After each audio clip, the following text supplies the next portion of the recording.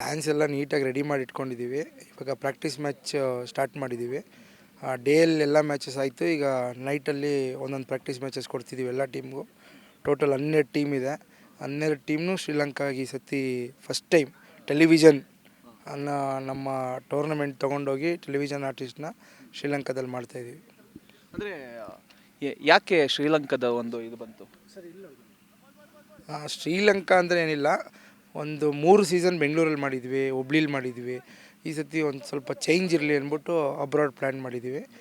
ಅಪ್ಕಮಿಂಗ್ಸು ಏನಾದ್ರು ಚೇಂಜಸ್ ಮಾಡ್ದೇ ಇಲ್ಲೇ ಮಾಡೋಕ್ಕೆ ಟ್ರೈ ಮಾಡ್ತೀವಿ. ಯಾವಾಗ ಬಂತು ಸುನೀಲ್ ಅವರಿಗೆ ಈ ರೀತಿಯ ಒಂದು ಪ್ಲ್ಯಾನ್? ಅಂದರೆ ಸಿನಿಮಾದವ್ರನ್ನೆಲ್ಲ ಒಂದು ಕಡೆ ಸೇರಿಸ್ಬೇಕು, ಮೀಡಿಯಾದವ್ರನ್ನೆಲ್ಲ ಒಂದು ಕಡೆ ಸೇರಿಸ್ಬೇಕು, ಎಲ್ಲರನ್ನೂ ಒಗ್ಗೂಡಿ ಎಲ್ಲರೂ ಒಂದು ವೇದಿಕೆಯಲ್ಲಿ ಕಾಣಿಸ್ಬೇಕು ಅಂತ ಮಾಡ್ತಿದ್ದೀರಿ. ಫಸ್ಟ್ ಆಫ್ ಆಲ್ ಈ ಟೂರ್ನಮೆಂಟ್ ಮಾಡೋಕ್ಕೆ ಕಾರಣನೇ ಸೆಲೆಬ್ರಿಟೀಸ್. ನಾನು ಆ್ಯಕ್ಚುಲಿ ನನ್ನ ಕ್ಯಾಂಪ್ಗೆ ಎಲ್ಲ ಸೆಲೆಬ್ರಿಟೀಸ್ ಪ್ರಾಕ್ಟೀಸಿಗೆ ಬರಬೇಕಾದ್ರೆ ಆ ಟೂರ್ನಮೆಂಟ್ ಆಡ್ತೀವಿ, ಈ ಟೂರ್ನಮೆಂಟ್ ಆಡ್ತೀನಿ ಅಂತಿದ್ರು. ಎಲ್ಲ ಚೆನ್ನಾಗಿ ಮಾಡ್ತಿದ್ರು. ನಾವು ಯಾಕೆ ಟೆಲಿವಿಷನ್ಗೆ ಮಾಡಬಾರ್ದು ಅಂದ್ಬಿಟ್ಟು ಎಲ್ಲರೂ ಮೂವಿ ಇಂಡಸ್ಟ್ರಿಗೆ ಮಾಡ್ತಿದ್ರು. ಟೆಲಿವಿಷನ್ಗೆ ಯಾಕೆ ಮಾಡಬಾರ್ದು ಅಂತ ಪ್ಲ್ಯಾನ್ ಮಾಡಿದಾಗ ಟೆನ್ನಿಸ್ ಬಾಲ್ ಸ್ಟಾರ್ಟ್ ಮಾಡಿದ್ವಿ. ಟೆನ್ನಿಸ್ ಬಾಲ್ ಸ್ಟಾರ್ಟ್ ಮಾಡಿದಾಗ ನಮ್ಮ ಲೂಸ್ ಮಾದ ಯೋಗಿಯವ್ರು ಬಂದು, ಯಾಕೆ ನೀವು ಲೆದರ್ ಬಾಲ್ ಮಾಡಿದ್ರೆ ನಾವೆಲ್ಲ ಆಡ್ತೀವಿ ಅಂದರು. ಅವರು ಹೇಳಿದ ಮಾತು ಚೆನ್ನಾಗಿ ಕಿವಿಗೆ ಹೋಯ್ತು. ಅಲ್ಲಿಂದ ಲೆದರ್ ಬಾಲ್ ಸ್ಟಾರ್ಟ್ ಮಾಡಿದ್ವಿ. ಇದು 4th ಸೀಸನ್ ಮಾಡ್ತಾಯಿದ್ವಿ. ಈ ಸತಿ 4th ಸೀಸನ್ಗೆ ನಮ್ಮ ಡಾರ್ಲಿಂಗ್ ಕೃಷ್ಣ ಅವರಿದ್ದಾರೆ, ಯೋಗಿ ಅವರಿದ್ದಾರೆ, ಇದೇ ಥರ ದೊಡ್ಡ ದೊಡ್ಡ ಸೆಲೆಬ್ರಿಟೀಸ್ ಎಲ್ಲ ಬಂದಾಡ್ತಿದ್ದಾರೆ. ಚೆನ್ನಾಗಾದರೆ ಸಾಕು.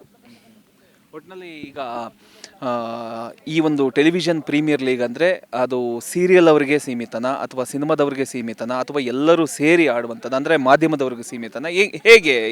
Sir, television premier league start ಆದಾಗೇ overall movie industry, television industry ಮತ್ತು ನಮ್ಮ ಮೀಡಿಯಾ ಇಂಡಸ್ಟ್ರಿ ಫುಲ್ ಎಲ್ಲರನ್ನೂ ಜೊತೆ ಸೇರಿಸ್ಕೊಂಡೇ ಕರ್ಕೊಂಬಂದಿದ್ದೀನಿ. ಮೂವಿ ಮಾಡಿರ್ಬೋದು, ಬಟ್ ಟೆಲಿವಿಷನಲ್ಲಿ ಆರ್ಟಿಸ್ಟ್ ಮಾಡಿರಬೇಕು. ಟೆಲಿವಿಷನಲ್ಲಿ ಆಗಿದ್ದರೆ ಮೂವಿಲಿ ಮಾಡಿ ಬರ್ಬೋದು ಆಡೋಕ್ಕೆ. ಮೂವಿಲಿ ಮಾಡಿದವ್ರಿಗೆ ನಾವು ಟೆಲಿವಿಷನಲ್ಲಿ ಇನ್ನೂ ಚಾನ್ಸ್ ಕೊಟ್ಟಿಲ್ಲ. ನಾವು ಟೆಲಿವಿಷನಿಂದ ಓದೋರನ್ನ ಮಾತ್ರ ನಾವು ತೊಗೊಂಡಿದ್ದೀವಿ. ಅಂದರೆ ಇವಾಗ ಆಡ್ತಿರುವಂಥವರೆಲ್ಲ ಟೆಲಿವಿಷನಿಂದ ಸಿನಿಮಾ ಮಾಡಿದವರು ಆಡ್ಬೋದು. ಮತ್ತು ರಿಯಾಲಿಟಿ ಶೋಸ್ ಮಾಡಿದ್ದಾರೆ. ಎಲ್ಲರೂ ಬರ್ತಾರೆ. ಟಿ ವಿಲಿ ಯಾರ್ಯಾರು ಬಂದಿದ್ದಾರೋ ಎಲ್ಲರೂ ಬಂದು ಆಡ್ಬೋದು ಟೆಲಿವಿಷನು. ಮತ್ತು ನಾವು ಇದರಲ್ಲಿ ಇಷ್ಟು ಎಪಿಸೋಡ್ ಮಾಡಿರಬೇಕು ಅಂತ ಅದೆಲ್ಲ ಕೊಟ್ಟಿದ್ದೀವಿ. ಎಲ್ಲ ಮಾಡಿದ್ದಾರೆ, ಆಡಿಸ್ತಾಯಿದ್ದೀವಿ. ಇವಾಗ ಯಾವಾಗ ಹೋಗೋ ಪ್ಲ್ಯಾನ್ ಇದೆ?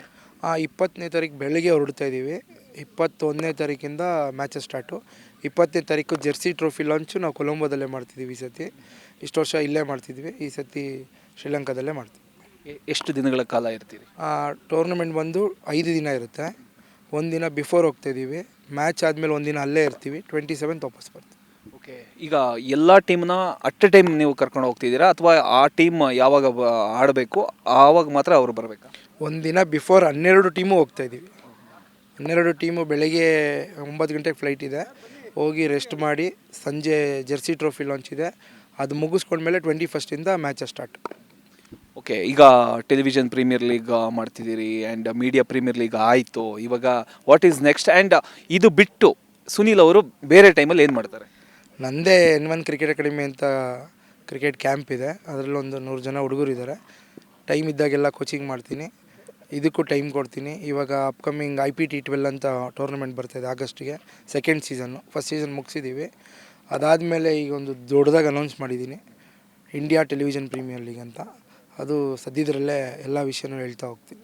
ಅಂದರೆ ಇವಾಗ ಬಿಟ್ಕೊಡಲ್ಲ ಅಂತ? ಇಲ್ಲ, ಅದು ಈಗ ವರ್ಕ್ ಮಾಡ್ತಾಯಿದ್ದೀನಿ. ಎಲ್ಲ ಕರೆಕ್ಟಾಗಿ ಪ್ರಾಪರ್ ಒಂದು ಲೆಂತಿಗೆ ಬಂದಮೇಲೆ ಅದು ಅನೌನ್ಸ್ ಮಾಡ್ತೀನಿ. ಈಗ ಸದ್ಯ ಕಮ್ಮಿಂಗ್ ಸೂನ್ ಅಂತ ಹಾಕಿದ್ದೀನಿ.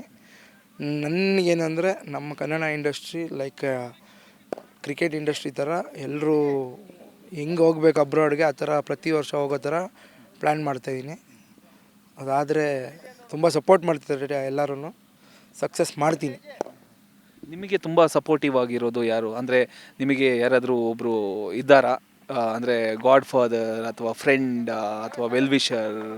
ಸರ್, ಎಲ್ಲದಕ್ಕೂ ಸಪೋರ್ಟು ನಮ್ಮ ಅಣ್ಣ ಇದ್ದಾನೆ. ನನಗೆ ಫೈನಾನ್ಷಿಯಲಿ ಸಪೋರ್ಟು ಅವನೇ ಮಾಡ್ತಾನೆ.